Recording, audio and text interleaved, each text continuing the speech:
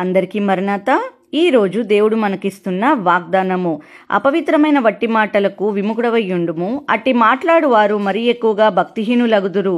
కొరుకు పుండు ప్రాకినట్టు వారి మాటలు ప్రాకును. Avoid godless chatter, because those who indulge in it will become more and more ungodly.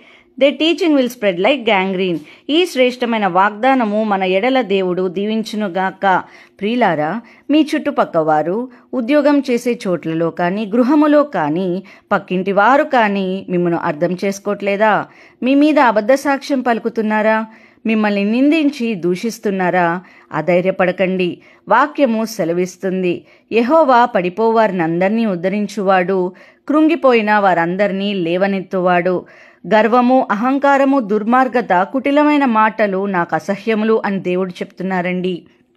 జాగ్రత్త పడదామండి. ప్రార్థన చేసుకుందాం.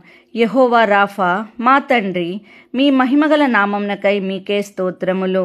నీకు విరోధముగా రూపింపబడిన ఏ ఆయుధమును వర్ధిల్లదు అని సెలవిచ్చారు ప్రభా. మీ దేవుడైన యెహోవా మీ పక్షముగా యుద్ధము చేయును అని అన్నారు ప్రభా. ఈ ప్రార్థనలో ఆలకిస్తున్న ప్రతి ఒక్కరిని దీవించండి ప్రభా. వారి జీవితంలో మేలును దయచేయండి. వాగ్దానము మా జీవితంలో నెరవేర్చండి ప్రభా. ఆమేన్.